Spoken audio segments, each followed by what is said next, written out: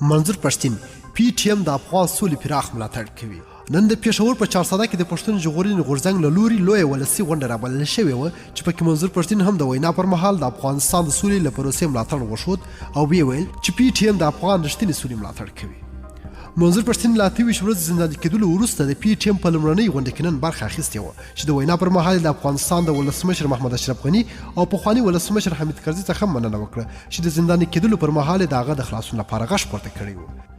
په چارسده کې د پښتون ژغورنې غورځنګ دغه غونډې ته په زرګونه خلک ورغلي وو چې یو ځل بیا د ریاست د ظلمونو او جبر پر وړاندې خپل غږ پورته کړ. غونډې ته د منظور پښتين ترڅنګ محسن داور او د پی ټی ایم یو شمېر نورو مشرانو غړو ویناوې وکړې. دوی یو ځل بیا خپلې غوښتنې له ریاسته وکړې چې باید پوره یې کړي او په پاکستان کې د پښتنو پر وړاندې روانه بې عدالتي نور پای ته ورسوي. منظور پښتين د خپل څرګندونو پر مهال وویل چې د پښتنو په خاور کې ډېرې مسلې دي. که چیرې د پاکستان حکومت دا ستونزې حل کول غواړي نو حل یې کړي، که یې نشي حل کولی موږ ته دې ازادي او خپلواکي راکړي. منظور پښتين وویل چې موږ به خپل وطن جوړ کړو او د پښتنو په خاور کې به بیل ریاست جوړ کړو، هغه به هم له پاکستانه بیل حیثیت لري. هغه یو ځل بیا ریاست په خطاب کې وویل چې دوی ته لا هم په خپلو سیمو کې حقوق نه ورکول کیږي، خو د پنجاب خلکو ته بشپړ توګه حقوق ورکول کیږي.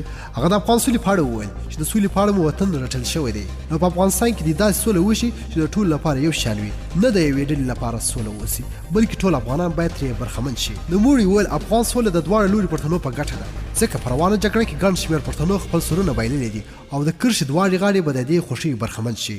نوموړي په وروستیو کې د لر او بر او د نړۍ له پالانو مننه وکړه چې د زنداني کېدلو پر مهال د هغه ننګه کړې ده او له زندانه په خلاصون کې مهم رول ولوباوه. ډېره مننه چې ویډیو مې راڅخه تر پای وکتل. کوم خوښ شوی لایک یې کړئ، کوم چینل نوی سبسکرایب کړئ چینل سبسکرایب کړئ. تر بیا او بلې ویډیو د الله په امان.